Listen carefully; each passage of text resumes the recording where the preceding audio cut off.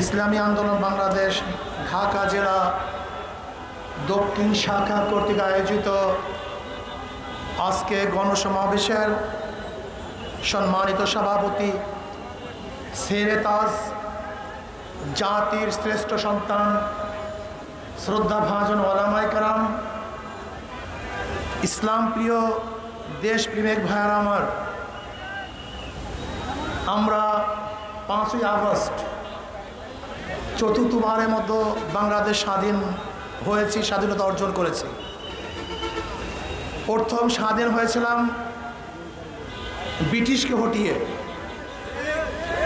দ্বিতীয়বার স্বাধীন হয়েছিলাম ভারত থেকে আলাদা হয়ে পাকিস্তান নামে এক ভূখণ্ড অর্জনের ভিত্তিতে, তৃতীয়বার স্বাধীন হয়েছিলাম পশ্চিম পাকিস্তানের বৈষম্য বিরোধী আন্দোলন করে বাংলাদেশ নামে একটা দেশ সৃষ্টির ভিত্তিতে, আর চতুর্থবার স্বাধীন হলাম ফ্যাসিবাদ, জালেম, খুনি এই আওয়ামী সরকারের জুলুম এবং নির্যাতনের থেকে বাংলাদেশের মানুষ এখন স্বাধীন হয়েছে, মুক্ত হয়েছে। আসলে আমি বিশ্বাস করি এই স্বাধীনতা, এই আন্দোলন আমাদের কোনো ক্রেডিট নয়, এটা আল্লাহ পাকের রহমত এবং ওদের উপর আল্লাহ পাকের গজব। গত 23 জুলাই আগস্ট 23 সনের জুলাইতে যখন আমার উপর আক্রমণ করা হয়েছিল, আমি বলেছিলাম যতক্ষণ পর্যন্ত এই জালেম উৎখাত করতে না পারবো ততক্ষণ পর্যন্ত রাস্তা ছাড়বো না। এক ফোঁটা রক্ত থাকা সত্ত্বেও এদের বিরুদ্ধে আন্দোলন করবই, এবং বলেছিলাম আল্লাহ এই দুই চোখে যেন ওদের গজব দেখতে পারি, পতন দেখতে পারি। এরকম আমার মতো হাজারো মাজলুমরা দোয়া করেছিল, কাবা শরীফ ধরে ধরে দোয়া করেছিল, মসজিদে মসজিদ দোয়া হয়েছিল। আমি বিশ্বাস করি আল্লাহ পাক রব্বুল আলামিন মাজলুমের দোয়া কবুল করেছেন, ফ্যাসিস্টদেরকে অপমান এবং অপদস্থতার মাধ্যমে দেশ থেকে ত্যাগ করতে বাধ্য করেছেন। কাজী শুকরিয়া আমাদের নয়, শুকরিয়া আল্লাহ। সবাই বলে আলহামদুলিল্লাহ। কেন স্বাধীন হয়েছি, কেন স্বাধীনতা অর্জন করেছি? বৈষম্য তো দূর করার জন্য, যে এই দেশের মধ্যে বৈষম্য থাকবে না, নাগরিক হিসেবে আমরা সবাই সমান, সাম্য, মানবিক মর্যাদা, সামাজিক ন্যায় বিচার প্রতিষ্ঠিত করতে চাই। এদেশে মানুষের অধিকার ফিরিয়ে দিতে চাই, বাক শক্তির অধিকার ফিরিয়ে দিতে চাই, অর্থনৈতিক অধিকার ভারসাম্য রক্ষা করতে চাই। আমরা চাই মানুষের জানমালের নিরাপত্তা প্রদান করতে। আমরা চাই প্রত্যেকটা মা বোন তার ইজ্জত এবং আবরু নিয়ে নির্বিঘ্নে হাঁটবে, চলবে। তাদের উপরে কেউ টিজিং করবে না, অত্যাচার করবে না, অবিচার করবে না, ধর্ষণ করবে না, তাদের চেহারার উপরে কেউ অ্যাসিড নিক্ষেপ করবে না। আমাদের মা বোনদেরকে ধর্ষণ করে কেউ হত্যা করতে পারবে না। আমার গরিবের উপরে কেউ জুলুম করতে পারবে না। আমার শ্রমিকের বুকের উপরে কেউ গুলি চালাতে পারবে না।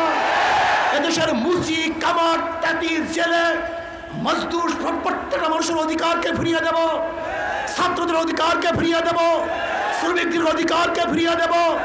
এখানে অধিকার থাকবে মুসলমানদের, এখানে অধিকার থাকবে হিন্দুদের, এখানে অধিকার থাকবে খ্রিস্টানদের, এখানে অধিকার থাকবে বৌদ্ধদের, এখানে অধিকার থাকবে আলেমদের।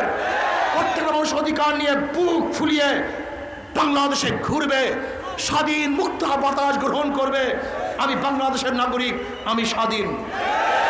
এই কারণেই 5ই আগস্টের বিপ্লবের জন্য হাজারো মানুষ জীবন দিয়েছে, রক্ত দিয়েছে, দিচ্ছি, দেব ইনশাআল্লাহ। এই বাংলাদেশের অধিকার পাওয়ার জন্য বারবার মানুষ রক্ত দিয়েছে।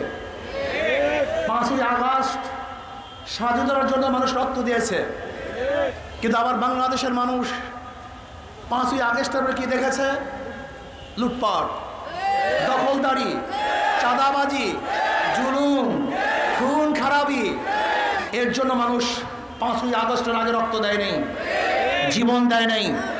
আমরা স্পষ্ট বলতে চাই, মাদার গাছ লাগিয়ে আমের আশা করা যায় না। নীতিহীন মানুষের মাধ্যমে দেশকেও নীতিওয়ালা আদর্শবান করা যায় না। কাজে আসুন, হাজারো ভালো মানুষগুলি আছেন যারা নোংরা, নষ্ট, পচা, গান্দা রাজনীতির কারণে যারা রাজনীতি অংশগ্রহণ করছেন না, আমি ওই সমস্ত ভাইদেরকে বলবো, আপনাদের মতো ভালো মানুষ রাজনীতি না আসার কারণেই এখানে গুন্ডা, বদমাশ, ডাকাত, লুচ্চা এবং ডাকাতরা এখানে অংশগ্রহণ করেছে। যদি আপনারা অংশগ্রহণ করেন, যেখানে যে ভালো মানুষগুলি আছেন ঘরের মধ্যে, মসজিদের কর্নারে, ওই প্রতিষ্ঠানের মধ্যে বসে বসে আল্লাহর নাম জপছেন, আমি মনে করি আপনি একা কেন আল্লাহর নাম জপবেন? আপনার মাধ্যমে হাজারো মানুষ আল্লাহর নাম জপুক, এইটি আমরা চাই। আসলে ইসলামী আন্দোলন পতাকা তোলে। আমরা চাই হিরোগুলি কোথায়, মানিকগুলি কোথায়? আর নাসু মাআদিনু কামাদিন যাহাব আল ফিদ্দা খায়রুন ফিল জাহিলিয়াত খায়রুন ফিল ইসলাম ইজা ফাকিহু। মানুষগুলি তো স্বর্ণ এবং রূপার খনির ন্যায় খনি, এরকম হাজারো খনি বিভিন্ন জায়গায় আছেন, হাজারো যোগ্যতা সম্পন্ন লোক আছেন। আমি এখানে দেখতেছি যে মানুষগুলি ভালো, ভদ্র, নীতিবান, আদর্শবান।